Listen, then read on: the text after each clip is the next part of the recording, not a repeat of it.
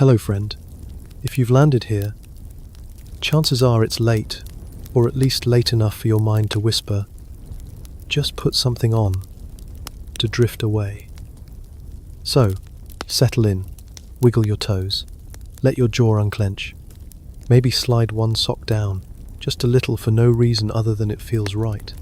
Tonight, you're not just getting a bedtime story, you're getting a slow, surprising look into how people survived when the world offered almost nothing in their favor. We're exploring forgotten medieval survival techniques, things so practical, so grimly clever, and so quietly desperate. They've slipped through the cracks of modern memory. It's calm, curious, and just weird enough to keep your mind gently engaged. Until it isn't. If that sounds like your kind of story, feel free to like and subscribe, no pressure. And let me know in the comments where you're listening from and what time it is. It's always comforting to see who's drifting off across the world. Now, dim the lights. Maybe turn on a fan for that soft background hum. And let's begin. Let's take a moment to imagine a world without phones, without lights, without running water. No Google to ask what berries won't kill you. No corner store when the bread runs out. No antibiotics. No GPS. No emergency numbers. Just you, the elements, and whatever wisdom your grandmother managed to mutter before dying of something no one could name. That was life, raw, cold, and beautifully inconvenient. In the medieval world, surviving wasn't a hobby. It was the default setting. People had to know how to keep milk from spoiling without a fridge, how to cross a forest without being eaten or arrested, how to build shelter with rope made from nettles, keep warm without burning the thatch roof, and somehow stay alive in the dead of winter with nothing but dried peas and a prayer. Tonight, we're brushing the dust off those old instincts, the lost techniques, the everyday tricks of survival that medieval people relied on but rarely wrote down. Not because they were hiding secrets, but because everyone already knew. And now, we've forgotten.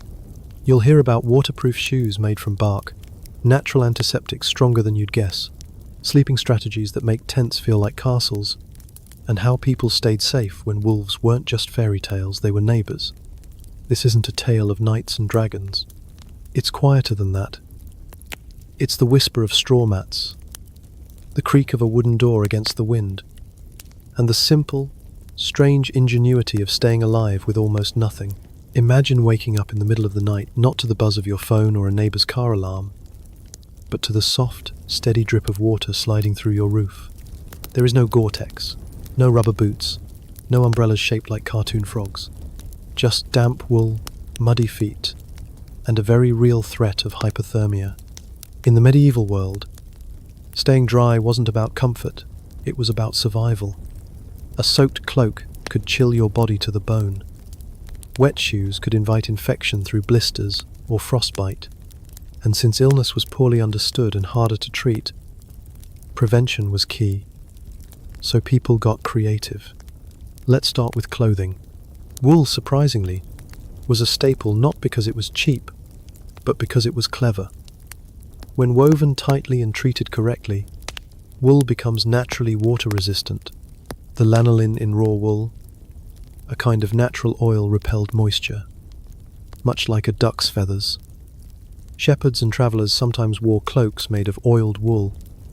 Cloaks that were heavy, yes, but they could shed rain for hours. Some garments were waxed with beeswax or tallow, especially boots and cloaks.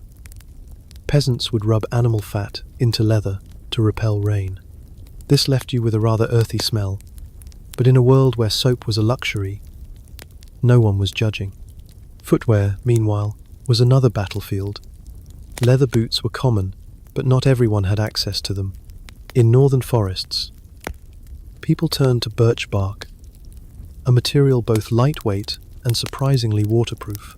Folded and stitched into crude shoe forms, birch bark could be layered over woolen socks or tied directly around the feet. In Scandinavia and Slavic regions, variations of these bark shoes called lapti were worn well into the 19th century. They weren't fashionable, but they kept your feet dry. And then there were the roofs. If you've ever seen a medieval hut reconstructed with thatch, you might wonder how such a shaggy material held up in a downpour. The secret was in the angle. Thatch roofs were built with steep slopes, often at 45 degrees or more, so rainwater ran off quickly. The layers of straw or reed were packed tightly and sometimes lined with animal fat or even a clay slip to boost resistance. A well-made thatch roof could last over 2 decades with proper care. Of course, the rich had it easier. In stone manors and castles, slate roofs became more common, but even then, leaks happened. Medieval texts mention people hanging sheets of oiled cloth under ceilings to catch the dripping water like a sad suspended pond above your bed. Outdoors, travel posed its own wet problems. Imagine riding on horseback for hours in the rain. Even if you had a hooded cloak, the water would pool in your lap, soaking your thighs and chilling your core. Travelers sometimes used waxed linen leg wraps, or simply changed clothes at every inn or village, not for style, but for survival. Let's pause here and reflect on something small. Firewood. It might not seem like a waterproofing issue, but in a medieval world, if your firewood was wet, you were cold, and cold was dangerous. So villagers stored dry kindling in their attics, in bundles hanging from rafters, or even tucked under their beds. In wetter regions, wood was split into kindling and dried over weeks near the hearth. A family might spend hours every fall just preparing dry bundles to last the winter, each stick a tiny shield against the damp. Lastly, a small but clever trick: straw-lined footwear. People sometimes filled their shoes with dry straw or moss. It added insulation and wicked away moisture from the socks. It also made the stiff leather shoes a bit more bearable to wear for hours at a time. Think of it as medieval orthotics, scratchy but functional.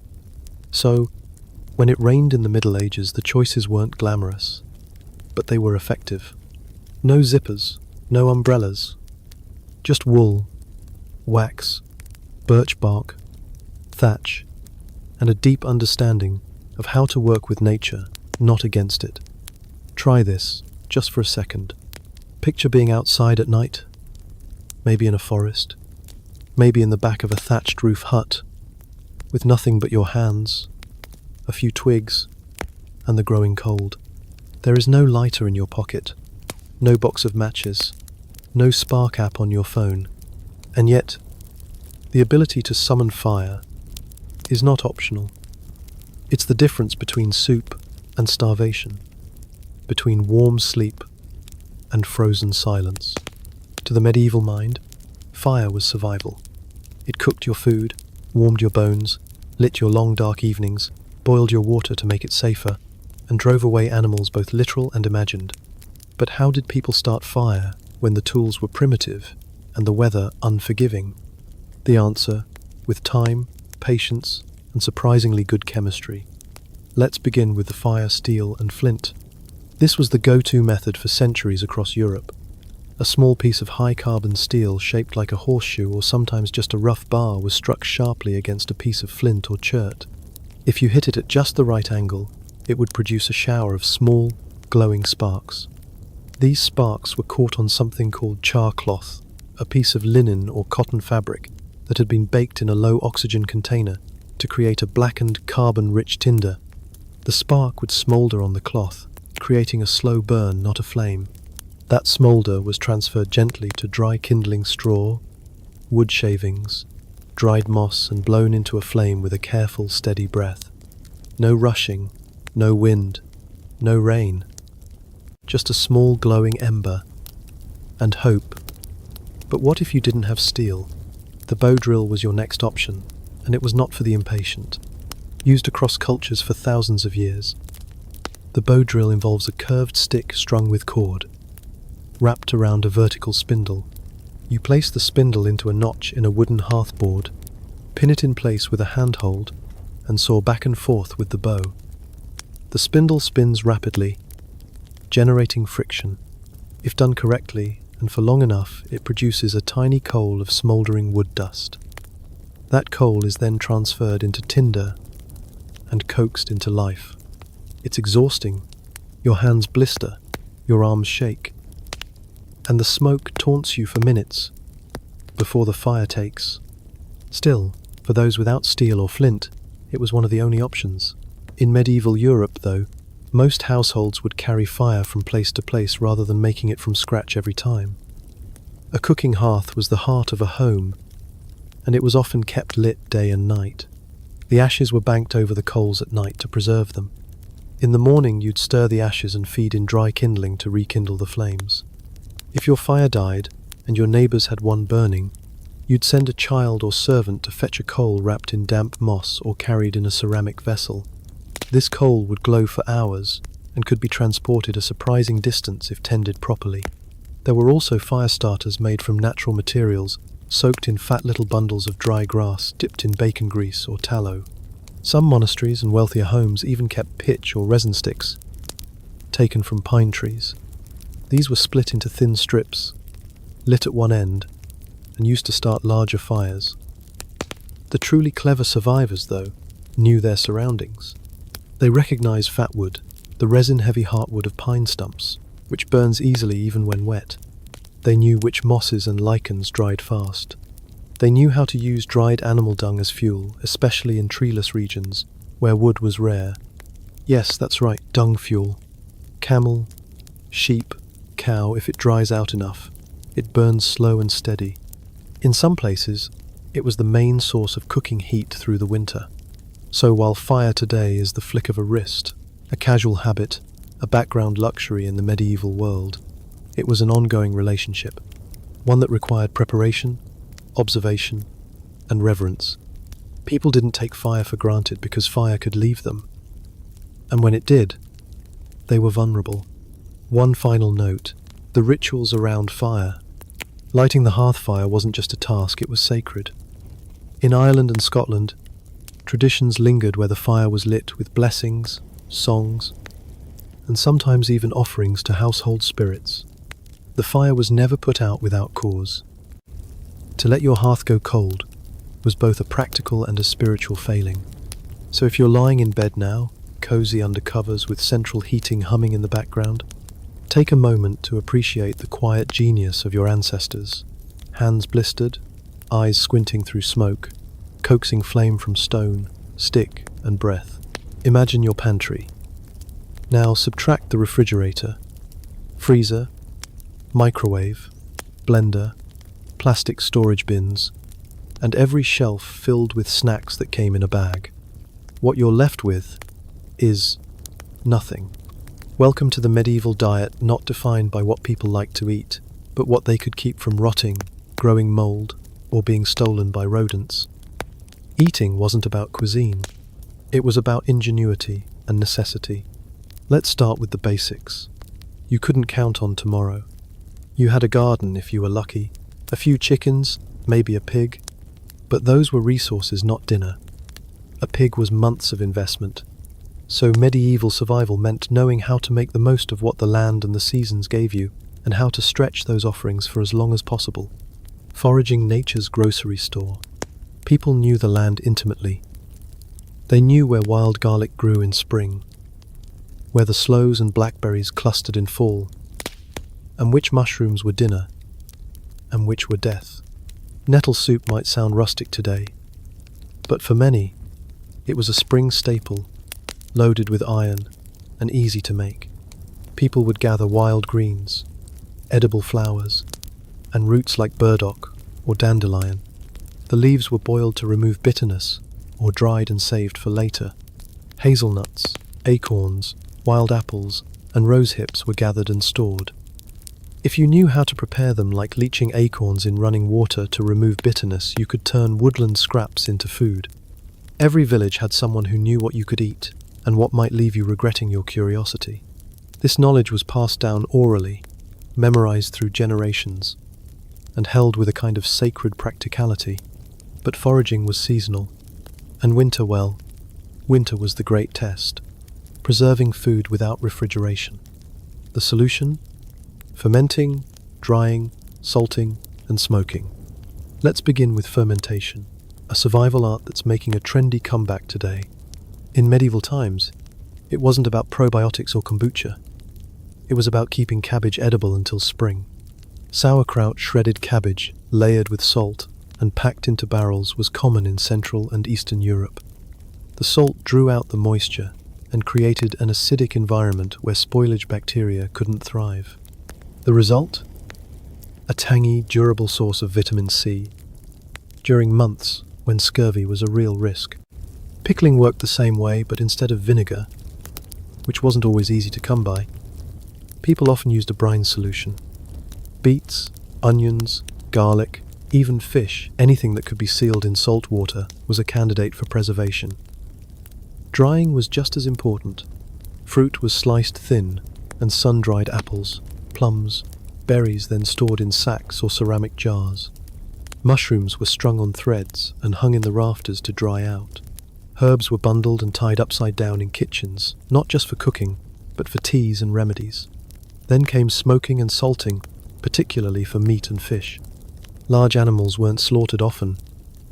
When they were, the entire village participated in the processing. Meat was cut thin, packed in salt, and laid on wooden racks near open fires. In cooler climates, smokehouses were common. Fish like herring or cod were salted and hung in sheds, sometimes smoked until they resembled thin wooden shingles. The salt drew out moisture and discouraged bacteria, making the fish last for months, sometimes even a year. In colder climates, freezing was also an option. Meat could be buried in snow or stored in root cellars with icy floors. These root cellars often dug into hillsides were nature's refrigerators. Cool, dark, and humid, they were used to store everything from root vegetables to jars of lard, cheese, and preserved eggs. Fats and animal products. Fat was a luxury and a necessity. It was used not just for cooking but for preserving.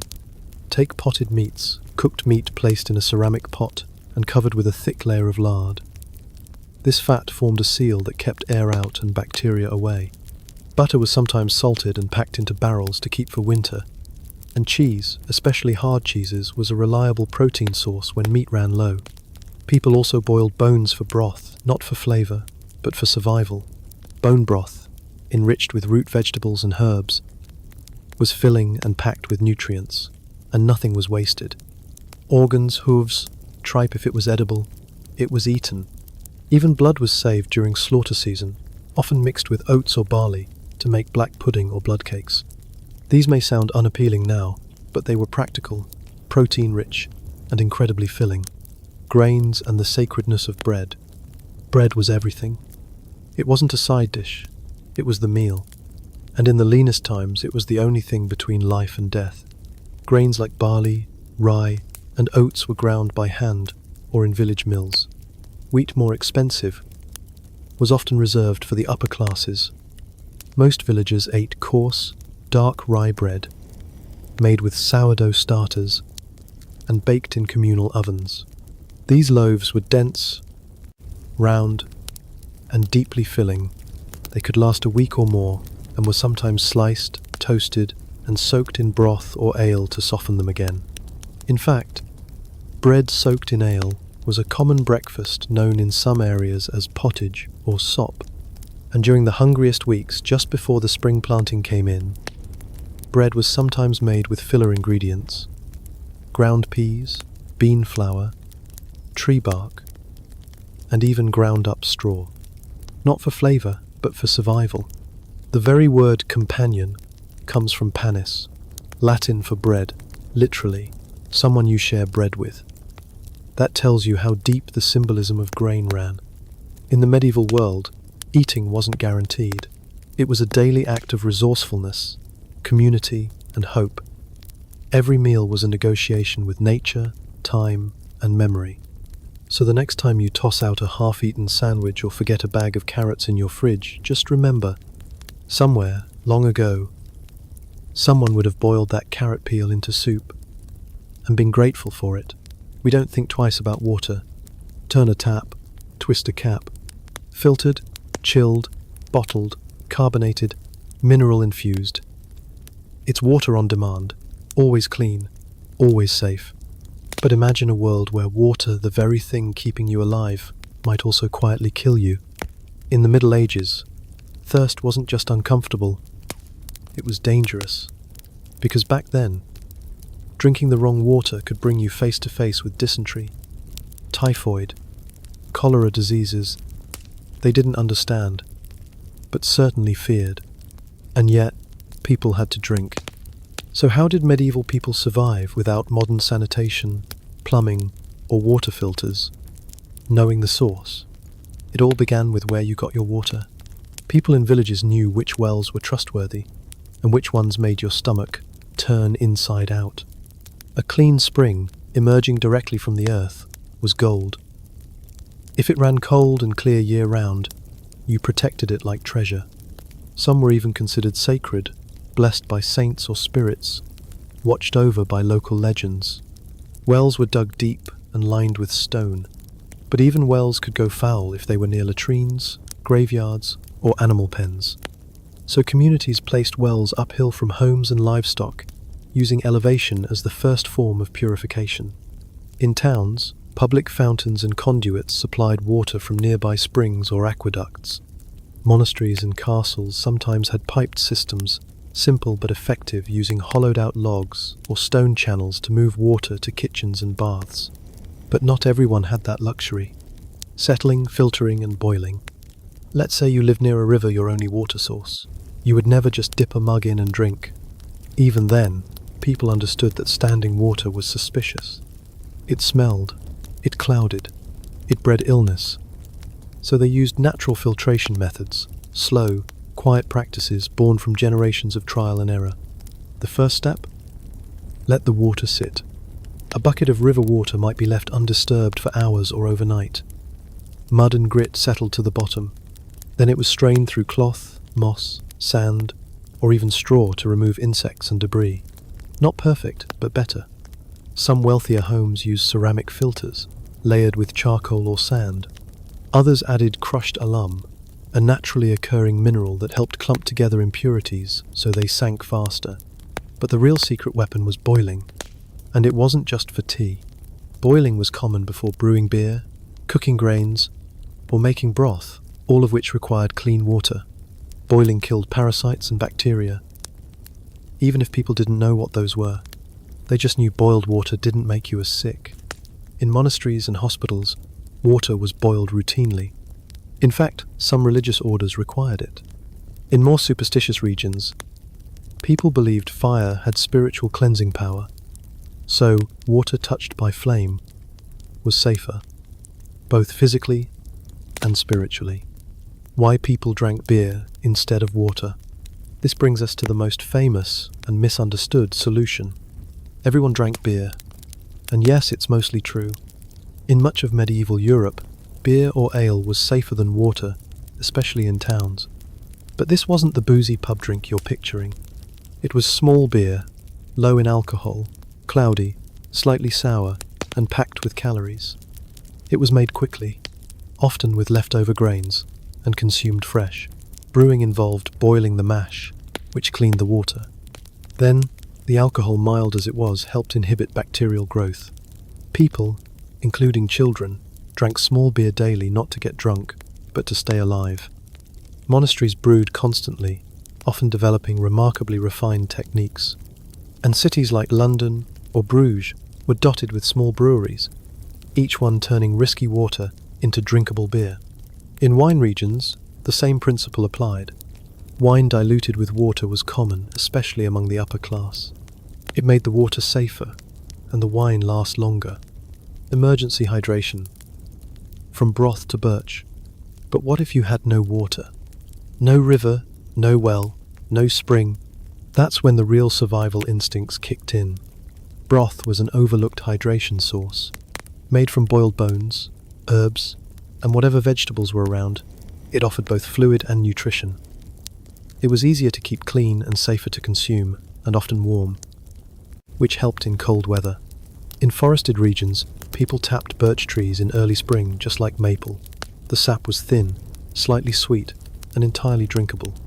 Birch sap was considered refreshing and cleansing. It could be consumed fresh, fermented into birch wine, or boiled down to syrup. Even snow was melted in pots, but never eaten raw, as it sapped body heat Desperate travelers in winter melted snow over fire and drank it slowly, often adding herbs or broth to warm the body. And in some parts of the world, dew was collected from leaves, grasses or cloths, hung overnight, a small, fragile effort to collect moisture during droughts. Clean water equals clean people? Here's the catch. Clean water wasn't just for drinking. It was used to wash wounds, rinse vegetables, steep herbs, and occasionally to bathe. Bathing was a complicated topic in the Middle Ages. In some places and times, communal bathhouses were popular, even luxurious. In others, religious teachings or economic hardship made bathing less common, but water was still used with purpose. Warm cloths were used to wipe faces and hands. Foot baths soothed tired travelers. Infusions of herbs like lavender or chamomile were added to wash water. Ashes or soapwort acted as early soap. And always water was treated with caution, because they might not have understood bacteria, but they understood consequences. Water, to the medieval mind, was both life and gamble. You needed it, but you didn't trust it. You watched where it flowed, how it smelled, and who it had passed through. You boiled it, you blessed it, you brewed it, and when you drank it, you hoped it was the kind that quenched, not the kind that punished. So tonight, as you sip from your filtered glass beside the bed, think of the men and women who carried buckets uphill, strained river water through linen, and turned humble hops into something quietly miraculous. They weren't careless. They were cautious, clever, and just thirsty enough to find a way. Close your eyes for a moment and imagine home. Maybe it's walls, a roof, a cozy couch, the gentle hum of climate control. But for most people in the medieval world, home wasn't cozy. It wasn't even particularly private. It was functional, damp, smoky, and built with whatever the earth could spare. Because in an age before hardware stores, concrete mixers, and power tools, survival meant knowing how to build shelter with your hands and how to do it quickly, cheaply, and well enough to not freeze to death inside it. The commoner's cottage, humble, hardy, and hand-made. Let's start with the most basic survival structure, the wattle and daub hut.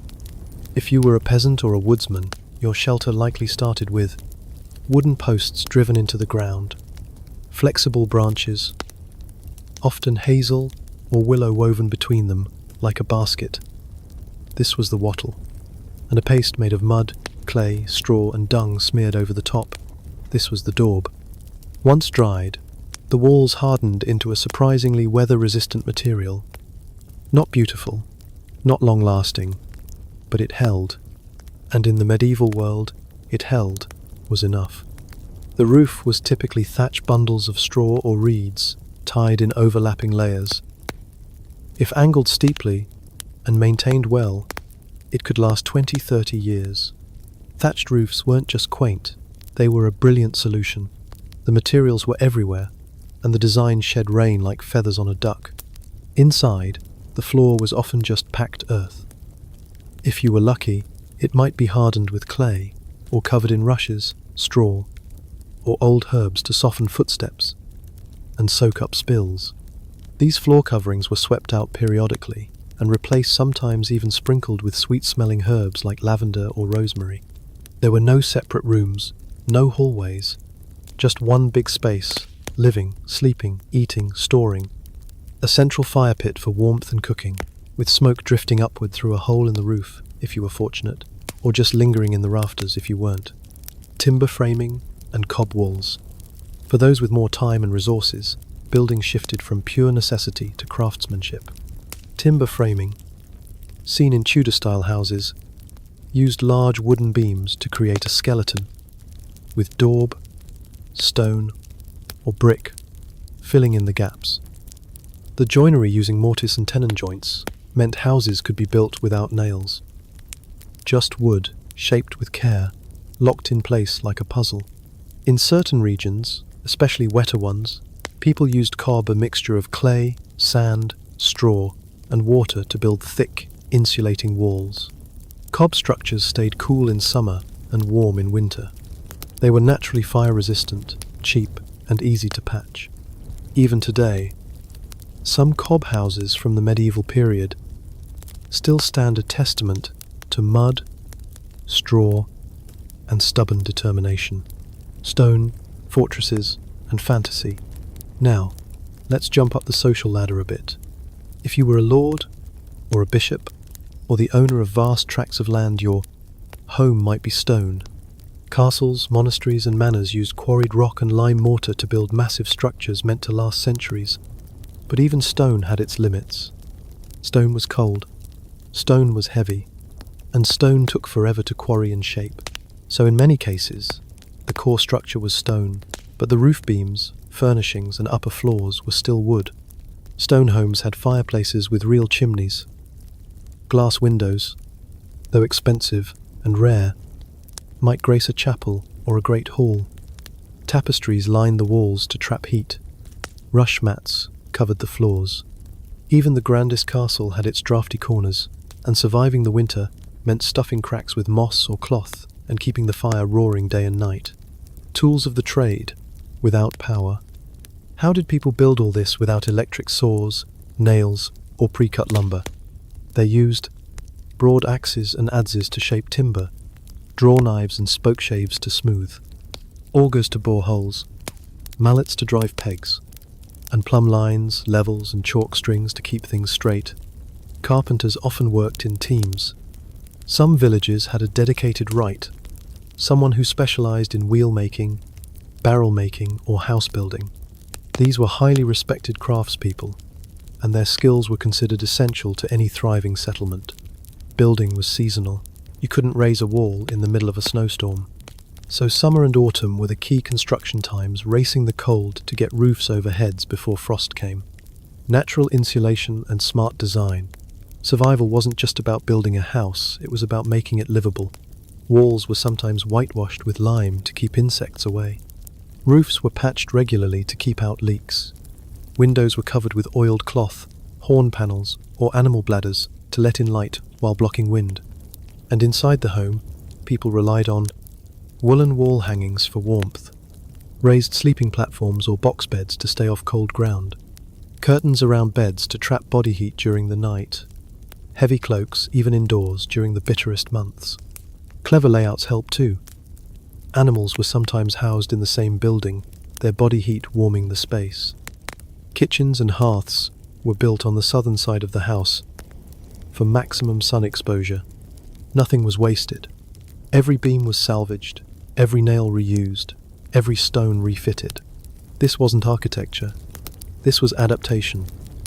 The slow, steady building of shelter from wind, rain, wolves, and time. In the modern world, a roof is a given. Walls are expected. Comfort is assumed. But in the medieval world, every home, no matter how crude, was a victory over the elements.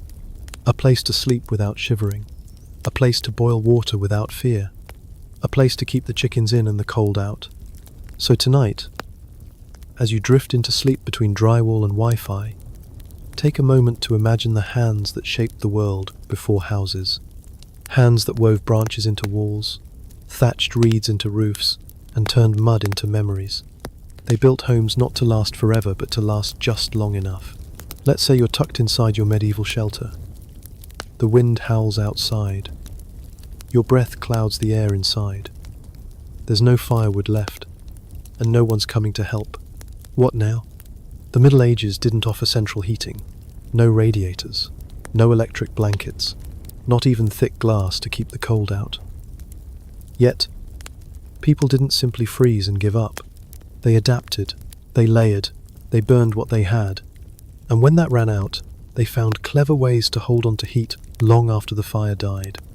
The secret of hot stones, one of the simplest and most brilliant tricks of the medieval cold weather toolkit. Before bed, people would place large, flat river rocks or bricks near the fire until they were warm but not glowing. Then, they'd wrap the stone in thick cloth or tuck it in a basket and place it beneath the blankets or rush bedding. It radiated heat for hours, especially when trapped in an insulated space like a box bed, or under a heavy wool cover. Even earlier, Romans used similar methods with metal warmers or terracotta pots filled with embers known as foot warmers or bedpans. That knowledge, passed through the centuries, was adapted by peasants who had little but stone, fire, and ingenuity. Travellers on the road used heated stones inside cloaks or boots to stave off frostbite. Some even carried flat stones wrapped in moss under their tunics, a primitive but effective body warmer, fuel when wood was scarce. Of course, the best way to stay warm was to keep the fire going, but firewood wasn't always available. Trees were valuable. In heavily populated areas or open plains, wood was a scarce commodity. Lords often restricted peasant access to forests, keeping the best trees for timber, building, or charcoal production. Cutting trees without permission could result in heavy fines or punishment, so the average person got creative. Peat became a popular alternative, especially in boggy regions like Ireland, Scotland, and parts of northern Europe. Peat is a dense, decayed plant matter found in wetlands. When dried, it burns slow and steady, perfect for long, low fires that didn't need constant feeding. Peat could be dug, shaped into bricks, and stacked to dry for months. Then there was animal dung, an unlikely hero of the hearth. In treeless areas like the steppes of Central Asia or arid regions of Europe, dried cow, horse, or camel dung was collected and burned. It didn't produce bright flames, but it created a slow, consistent heat. Not glamorous, but life-saving. Crop waste stalks, husks, straw was also burned when available. Families would gather anything dry and fibrous from harvest time and store it in bundles through the winter. And in cities, where fuel was even harder to come by, people burned coal. Not the clean, refined coal we know today, but raw, smoky, bituminous coal. It burned hot, but with foul-smelling smoke that irritated lungs and blackened ceilings. Only those who could afford proper chimneys dared to use it regularly. The bed as a furnace. Your medieval bed wasn't just a place to sleep, it was a heat trap. Beds were often raised not just to avoid rats or mud, but to keep warm. Cold air sinks, so sleeping closer to the ceiling kept you out of the worst of the drafts. In some homes, especially in colder climates, beds were enclosed in wooden frames with curtains or doors called box beds. These little wooden chambers were like sleeping inside a wardrobe. Once inside, body heat plus the occasional hot stone was trapped, and the small space warmed up surprisingly well. The bedding itself was layered, a mattress of straw or feathers, often placed on ropes or wooden slats. Woolen blankets, woven tightly to keep out chill. Fur throws, if you were lucky, especially sheepskin, which retained heat well, and in some cases, an extra cloak or cape was simply thrown on top. People also slept close together. Entire families, even livestock in some cases, would share the same room or same bed. The warmth of multiple bodies in a small, closed space did what the fire could not, dressing for bed. Layer by layer, medieval people didn't undress fully for sleep. That's a modern luxury. Most went to bed fully clothed, or nearly so, especially in colder seasons. Woolen nightshirts, undergarments, stockings, caps, and even gloves were worn to bed. The famous nightcap wasn't just for cartoon characters, it served a real purpose, preventing heat loss through the head. In fact, the idea of getting undressed to sleep was associated with vulnerability. Cold air, evil spirits, or unexpected visitors made most people feel safer sleeping, dressed, or at least ready. Children were sometimes bundled in cloth wraps or placed between adults for warmth. In colder months, dogs and cats were welcomed onto the bed not just for companionship but because they were walking hot water bottles. And if you didn't have a bed, you curled up near the hearth, on straw, under a cloak, near whatever warmth you could gather, blocking the cold, not just creating heat. Much of medieval warmth wasn't about generating heat, it was about not losing it. Doors were hung with heavy drapes or animal hides to keep drafts out. Windows were shuttered, sometimes double-shuttered, and cracks were filled with moss, cloth, or straw. Chimneys, if present, were blocked at night to prevent warm air from escaping. Some homes had indoor cloaks, large woolen garments draped around the shoulders, designed for wearing indoors during the day. They looked dramatic, but they were more like medieval snuggies. People also moved less during winter. They conserved energy, sat near walls, gathered close, spoke quietly. Winter survival wasn't just about temperature, it was about rhythm, pacing, and protecting your body's precious heat. So tonight, if you find yourself adjusting the thermostat or turning on a space heater, consider the quiet resilience of those who came before, who lit stones in firelight, who curled beneath straw and wool, who watched the night stretch long and cold, and still managed to wake with breath in their lungs and frost on the inside of their windows. They didn't have much, but they had ritual, resourcefulness, and the shared warmth of bodies and breath. And that was enough. Let's say you've caught a fever. Not a mild one, but the kind that makes your bones ache, your skin burn, and your vision blur. You can't call in sick. There's no urgent care, no antibiotics, no thermometer, no understanding of viruses, no idea what's really going on beneath your skin. And yet, you and everyone around you must try to survive. This was the medieval world of medicine, a place where healing relied on herbs, observation, intuition, and sometimes a little magic. The four humours, balancing the body. At the core of medieval medicine was a theory inherited from the ancient Greeks, the four humours. According to this idea, your body was made of four fluids: blood, linked to air and spring; phlegm, water and winter; yellow bile, fire and summer; black bile, earth and autumn.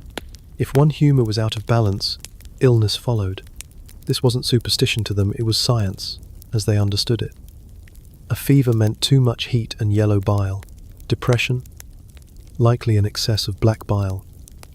Treatments, then, were about restoring harmony between these mysterious substances.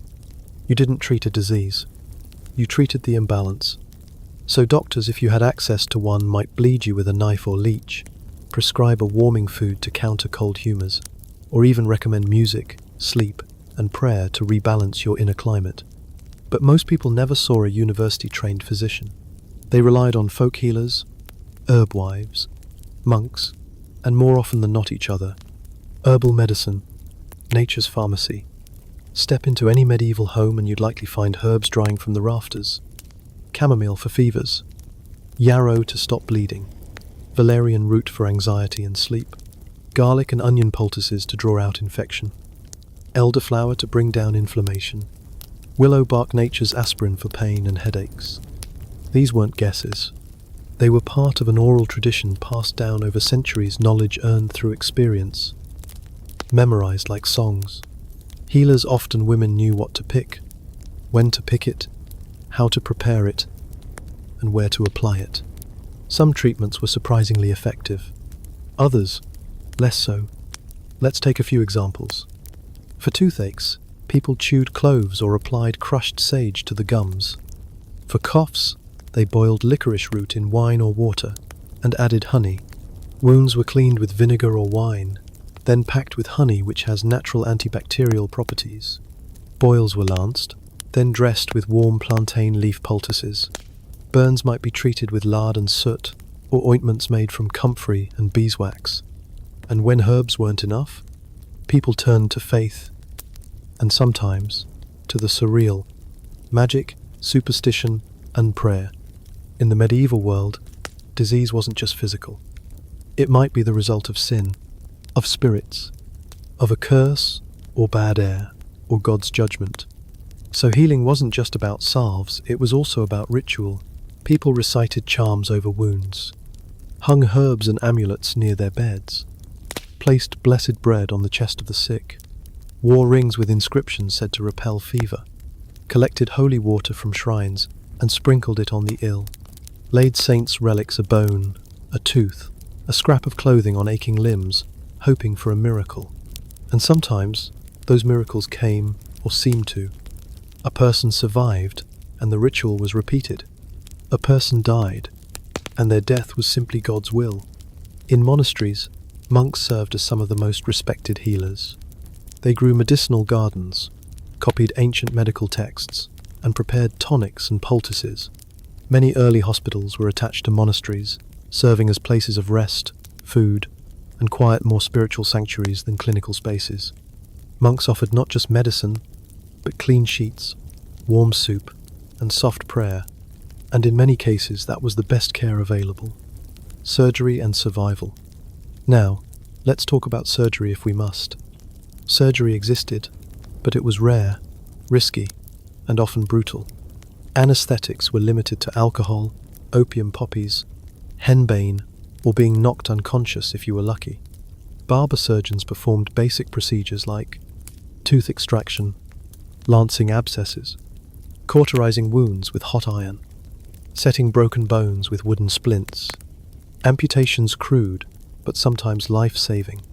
These surgeries often took place in public markets or taverns, with the patient held down and someone shouting prayers over them. Infection was a near certainty, but some did survive, and those who did were considered walking miracles. Hygiene as medicine. Interestingly, hygiene mattered more than we assume. Though large baths weren't always available, people understood the value of cleanliness, especially after plagues like the Black Death. Wounds were cleaned with wine, vinegar, or salt water. Hands were washed before meals, a habit enforced by etiquette and religion. Bad smells were believed to carry illness, called miasma, so rooms were fumigated with herbs, incense, or vinegar. Even during outbreaks, cities attempted public health measures, quarantines, burning infected homes, burying bodies quickly, restricting travel from plague areas. It was rudimentary, but it was something. Living with illness. Above all, medieval people didn't expect perfect health. They lived with discomfort, chronic pain, and mystery. A cough might linger for months. A lame leg was just your leg. A crooked spine or trembling hands weren't conditions, they were part of your identity. People lived in close proximity to suffering. They carried on. They worked with a limp. They sang through the ache. They died young, but they also found meaning in resilience. So tonight, as you drift into dreams in a world of sterile clinics and prescription apps, spare a thought for the healers who worked with roots and fire, who held your hand and murmured a prayer, who boiled herbs in a pot while the wind howled at the door. They didn't have certainty, but they had care, memory, and the persistent hope that life, even when fragile, was still worth defending. If spring was hope and summer was work, then winter cold, dark, silent winter was the test. For the medieval world, winter wasn't just a season, it was an opponent, a long, slow siege of the body and spirit. There were no space heaters or heated blankets, no pantries bursting with instant meals. What you had in winter was whatever you'd stored, preserved, and prepared, and if you hadn't done it right, the season might quietly take you. And so, as early as late summer, the race began, harvesting the last breath of warmth. The first sign of winter came not with snow, but with the harvest moon. Fields had to be cleared, grain cut and stored, vegetables pulled from the earth, roots packed in clay pots, nuts collected, sorted, and shelled, fruits dried or mashed into pastes or cordials. There was no convenience, only preparation. Families worked together to salt meat, pickle vegetables, dry mushrooms, and hang herbs from the rafters. Everything had a second life, a new form, one that could survive the months of cold and darkness ahead. Surplus grain was stored in sacks and elevated from the ground to protect from mice. Barrels of ale, cider, and mead were sealed. Even the ashes from the hearth were saved to use in soap making or fertilizer come spring. No harvest was good enough. Only more was safe. Because hunger didn't just arrive in December. It crept in slowly. January, February, the season of the hungry gap, when food stores ran low and nothing new had begun to grow. The worst part, you could do everything right and still go hungry. Fuel, firewood, and heat strategy. Firewood wasn't just gathered, it was cured. Green wood smokes and sputters. So firewood had to be chopped months ahead of winter, stacked to dry in the sun and wind. Oak, ash, hornbeam, these burned longest and hottest. But even softwoods, like pine and birch, were gathered where hardwoods were scarce. Bundles were tied tight and stored high and dry in sheds, attics, or covered with cloth. But even firewood had to be rationed. Fires might be lit only once a day in the morning to cook porridge, or at night to warm the room. Ashes were carefully banked to keep embers alive overnight. Children were sent to collect kindling, even twigs and dry leaves. And when wood ran low, peat, dung, anything dry enough to burn. Some families huddled in one room all winter, the warmest room with the thickest walls and smallest windows. They shut the rest of the house off to conserve heat. Blankets were shared, beds were layered. The fire became the center of everything, and still, your breath might cloud the air at night, dressing the body for battle. Winter wardrobes were built like fortresses. Wool was the medieval person's best friend, thick, warm, breathable, and water-resistant. Woolen tunics, hose, cloaks, mittens, and caps were worn in overlapping layers. Children wore hand-me-downs, often too big, and stuffed with straw for insulation. The poor sometimes slept in rags and cloaks until they stiffened from cold. Fur, when available, was precious. Sheepskin, rabbit skin, fox worn as collars, lining for boots, or tucked into sleeves. Even scraps of old cloth were sewn together to create makeshift insulation. Feet were wrapped in cloth or straw inside leather boots. And in the coldest regions, leg bindings, strips of cloth wrapped from ankle to thigh, kept the cold from seeping in. There was no fashion in winter, only survival couture. The winter diet heavy, hot, and hoarded. Food changed too. Gone were fresh greens and berries. In winter, the table was set with hard cheeses, salted or smoked meat, dried legumes, peas, beans, root vegetables, carrots, parsnips, turnips, grain-based dishes like porridge, pottage, and thick stews, sour pickles, fermented cabbage and onions, dried apples and berries boiled into thick compotes. Everything was warm, soft, and filling. No crisp salads, no juicy fruit, just slow fuel calories that stuck to your ribs and kept the fire in your belly alive. Meals were fewer, sometimes only once or twice a day, and always made to stretch. A stew pot might stay on the hearth for a week, ingredients added, water topped up, flavor deepening with time. Psychological winter coping with the cold. But winter wasn't just hard on the body. It weighed on the mind too. Nights were long, days were short, work was limited. People became restless, melancholic, withdrawn, and so even in the harshest seasons they built rituals of light and community. Feast days like Christmas or Candlemas broke up the darkness with song, bread, and ale. Storytelling became the hearth's companion, long tales told over hot broth.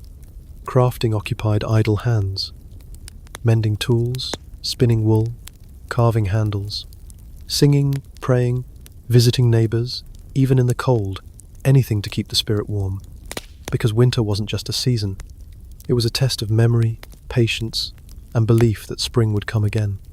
So tonight, if you're curled under layers, a cup of tea nearby, listening to the hum of a heater, take a moment to honor those who prepared with bare hands, full hearts, and quiet dread, who didn't fear the snow but respected it, who laid up their stores, stacked their firewood, boiled their beans, and waited, not just to endure winter, but to outlast it. It's dark now, not streetlight dark, not phone glow dark, but true, medieval night, a thick, rolling black that swallows the corners of your world. The fire is low, the door is barred, and still, you don't quite trust the dark, because in the Middle Ages, nighttime wasn't safe. It was when illness struck, bandits crept, and wolves sang in the forest. It was the hour of cold winds, whispered prayers, creaking doors, and dreams that could blur with reality. To survive the night, you didn't just go to sleep. You prepared. First, locking out the world. Let's start with the obvious. Protection. There were no alarm systems, no motion-activated lights.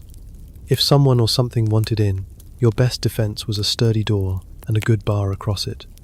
Peasant cottages often had wooden shutters instead of glass windows. These were closed tight at sundown to keep in warmth and keep out eyes.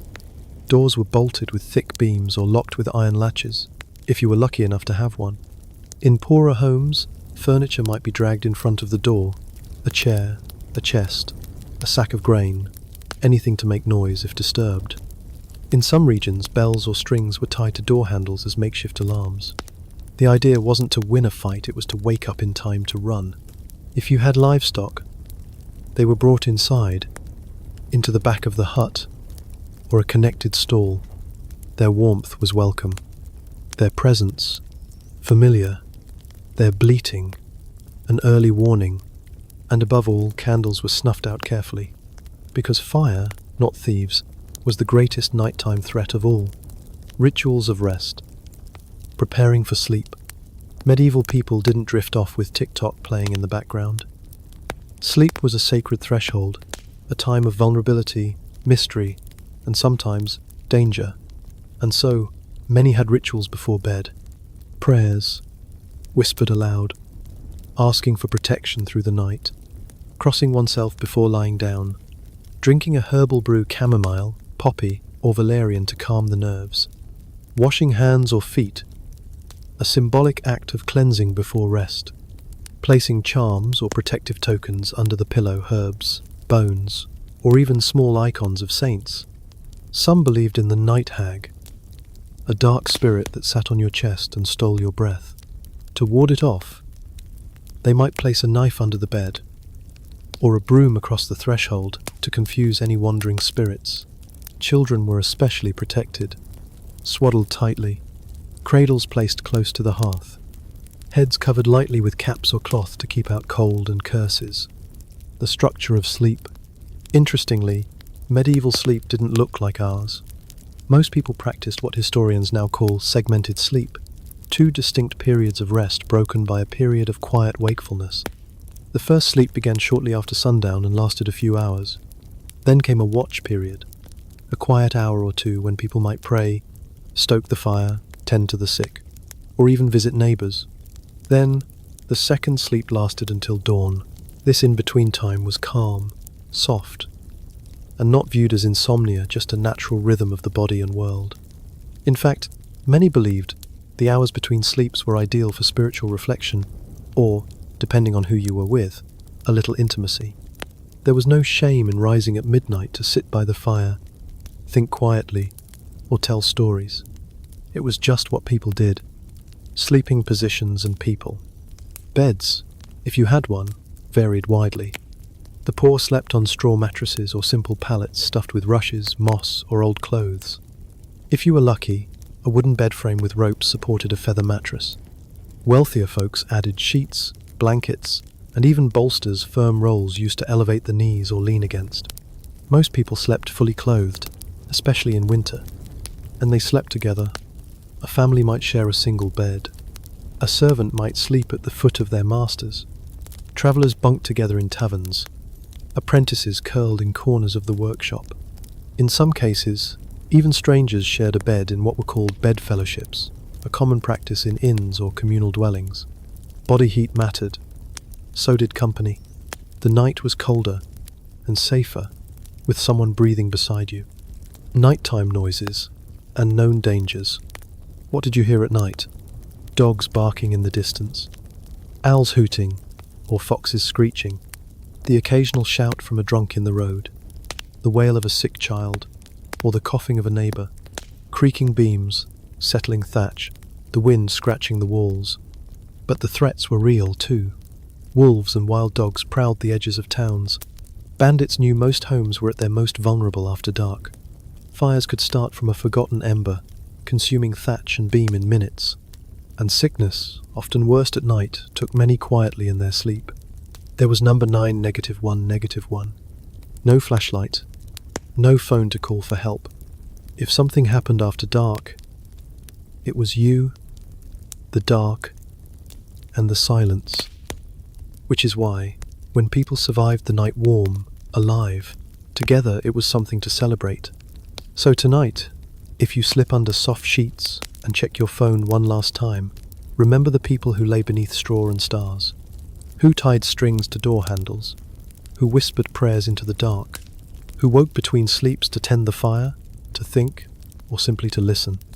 Sleep was a risk, but also a ritual, and in surviving it, night after night, medieval people found a rhythm, a comfort, a kind of peace no less powerful for its simplicity. Until now, we've seen the routines, the slow genius of survival in a harsh world. But what happened when the system failed? When the harvest didn't come? When fire danced across rooftops? When the wolves were not just in the woods, but at the edge of your village? The medieval world had no emergency services, no food banks, no international aid. And so, when disaster struck, people had to survive on instinct, tradition, and whatever collective memory hadn't yet been buried with their grandparents. This was the brutal edge of medieval life, where the veil between stability and chaos was thinner than we like to imagine. Famine. When the fields went silent, famine was perhaps the most feared catastrophe of them all because it struck slowly. It began with a bad harvest. Too much rain. Too little rain. Late frost. Early frost. Locusts. Blight. You could do everything right and still find your grain blackened, your beans rotting in their pods. And in a world where most people lived harvest to harvest, this was no inconvenience. It was a death sentence that walked in politely, with its shoes off. First, prices rose.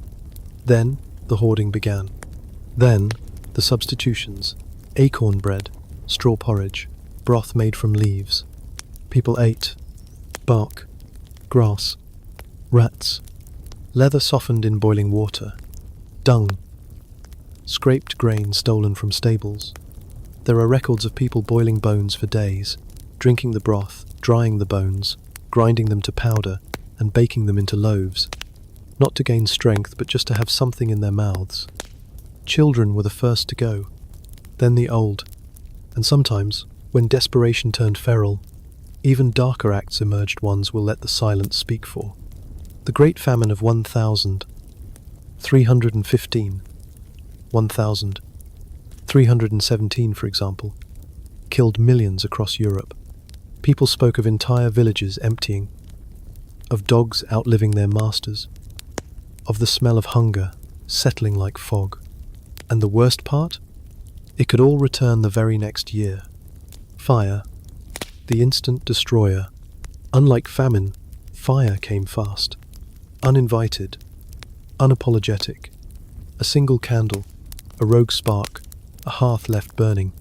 Most medieval homes were made of wood, straw, and thatch, a recipe that didn't just burn, it exploded. Fires spread through towns like stories, faster than anyone could run. There were no fire departments, no water hoses. If a blaze started, people rang bells, shouted, and formed bucket lines from nearby wells, but often, all they could do was watch it eat everything. In dense towns, whole blocks vanished overnight. London burned many times.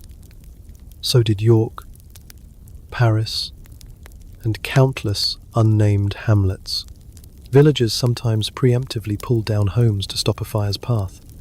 Imagine watching your neighbour's cottage set alight, then tearing down your own with your bare hands to try to stop it.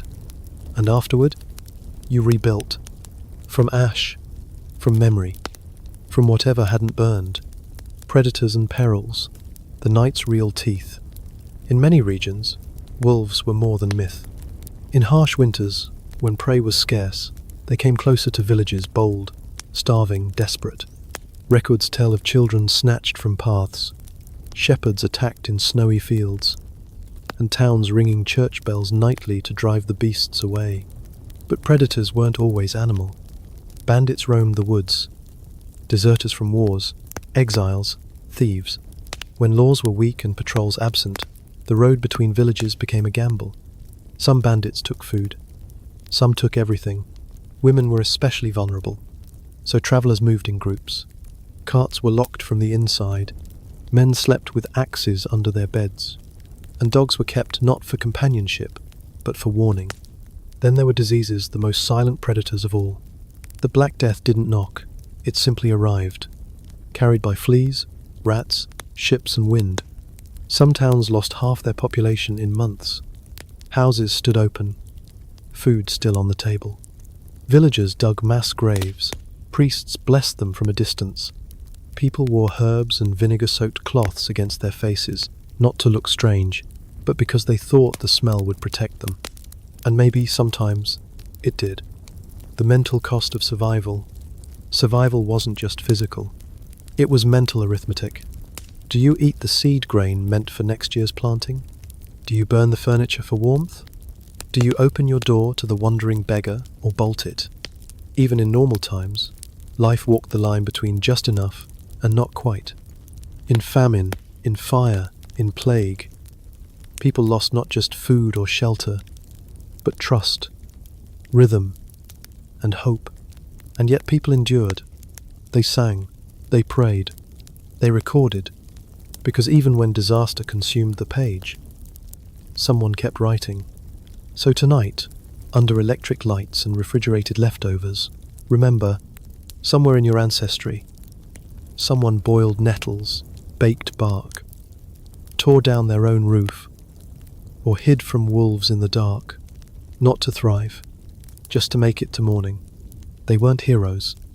They were human, and in their fragile, stubborn persistence, we find something strangely comforting. In the modern world, we often treat survival as a solo journey. Stock up, lock in, handle your own. But in the medieval world, the opposite was often true. You didn't survive because you were independent. You survived because you weren't. The village, that small, clustered knot of homes and hands, wasn't just a settlement.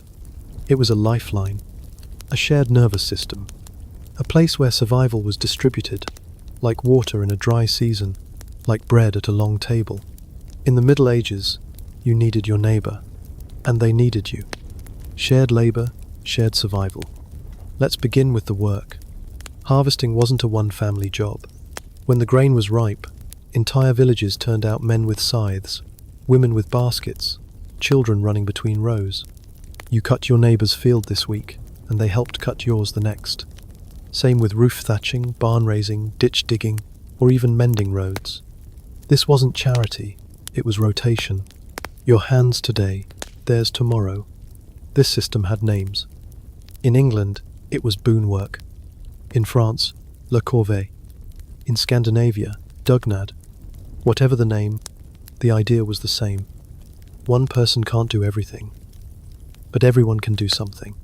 Even fuel gathering, collecting sticks, peat, or dung was often done in groups, not just for efficiency, but for protection. A woman in the woods alone risked more than blisters. When winter came, and stores ran low, people remembered who had helped them in the fields. And bowls of stew, loaves of bread, even warm embers were quietly passed between homes. Not because it was easy, but because it was necessary. The role of mutual obligation. Village life ran on expectation, not laws. You helped your neighbor's roof after the storm.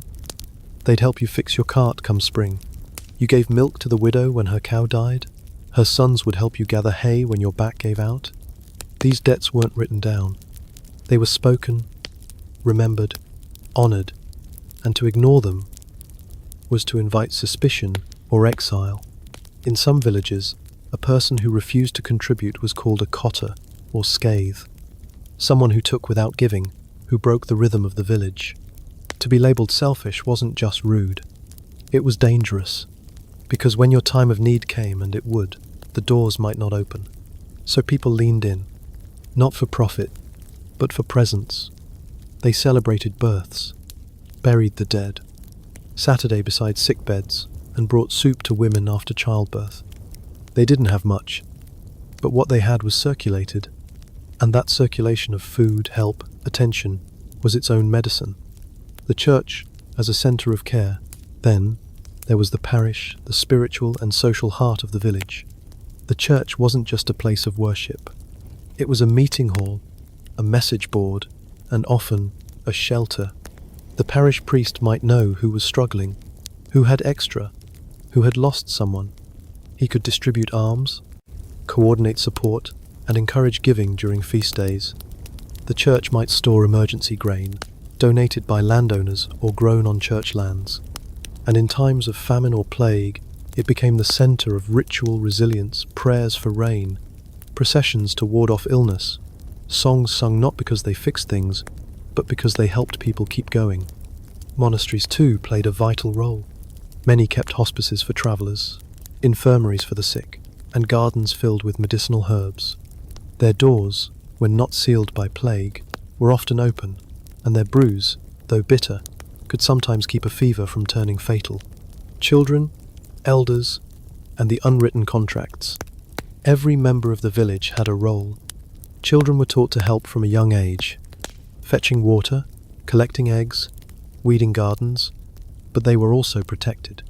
If one family suffered a death or illness, the neighbors would watch the children, feed them, keep them laughing. No formal adoption, just assumed responsibility. And the elderly who could no longer work the fields often watched the children, tended fires, or served as story keepers, reminding the young of what mattered. There were no retirement homes, but there were benches near the hearth, stools near the stew pot, and always a sense that those who had survived this long had something to offer. To abandon your elders was to curse your future, and so villages found ways to fold them into the rhythm of survival. Feasts, fires, and community spirit. Even in lean times, there were moments of joy. Feast days were more than religious obligations. They were relief valves, days when meat was shared, ale was brewed, and music drowned out hunger. Harvest festivals, wakes, weddings, and church holidays became occasions for the redistribution of warmth, both emotional and physical. A cup passed, a story told, a dance under flickering torchlight. Because survival didn't just mean eating and staying warm. It meant feeling human, even when life had worn you thin. So tonight, as you listen in comfort, surrounded by quiet modern solitude, know that in another time, survival was never solo. It was woven, spoken, shared. 1,000 invisible threads connecting people across fences, fire pits, and generations. They didn't outlast the cold alone. They did it together, one kindness, one loaf, one shared silence at a time. We began with woolen cloaks and ember-banked hearths, with bark shoes, hot stones, birch sap, and barley stew. We walked through smoke and silence, famine and fire, watching people face the hardest parts of life without the comforts we take for granted. But now, as we near the end of our slow meander through medieval survival, it's worth asking, what did they know that we've forgotten? What wisdom lingers in the quiet, calloused hands of people who survived not with plenty, but with patience? Because medieval survival wasn't a checklist. It wasn't a skill you learned from a course, or a plan you downloaded in case of emergency. It was a way of being shaped by rhythm, ritual, and a deep, enduring understanding of enough. Let's sit with that for a moment. 1. Survival is rhythmic, not reactive. The medieval world ran on cycles. Day and night, planting and harvest, feast and fast, fire and frost. People didn't fight time. They flowed with it. They prepared during abundance, not out of fear, but out of wisdom. They knew winter was coming, because it always did. So they stacked firewood, dried herbs, salted meat, not in panic, but as part of a yearly song. Today, we scramble when the shelves go empty. We're caught off guard by predictable events. But the medieval villager might remind us, the best way to survive tomorrow is to listen carefully to today. 2. Little things add up. A single ember kept a house warm. A single egg fed a child. A single patch of nettles became a pot of soup. Nothing was wasted. Not because people were saints, but because they couldn't afford to be careless. We live in a world where waste is expected, even built into the system. But in the medieval world, saving a scrap of string or bone wasn't eccentric, it was smart. They remind us that resilience is made from scraps, not from grand solutions, but from dozens of tiny choices made well. 3. Interdependence is strength. We've said it before, but it bears repeating. Medieval survival wasn't solo. It was woven family, neighbor, priest, healer, child, stranger, Each one had a part to play. Each one mattered. Today, many of us pride ourselves on being self-sufficient. But the truth is, none of us survives alone. We need each other not just for crisis, but for joy, for continuity, for witness. The medieval village might be long gone, but the truth remains. You are strongest when someone else is counting on you, and you're counting on them. 4. Comfort is fragile, but humanity is not. We live in an era of temperature control, instant answers, plentiful food, and glass that keeps the world outside where it belongs. But all of that is thin. A blackout, a supply chain hiccup, a storm, and it all starts to wobble. The medieval world teaches us that even when comfort fails, people don't.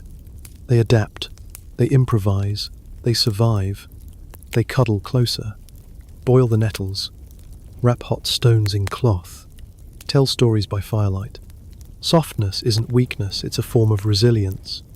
They found it in each other, and maybe so can we. 5. The ordinary is sacred. A warm bowl of broth, a blanket mended by hand, a neighbor bringing you dried apples, the sound of a loved one breathing just a few feet away. These were miracles in a cold world. Not dramatic, not flashy, just enough to carry you through the night. And even now, centuries later, they still are.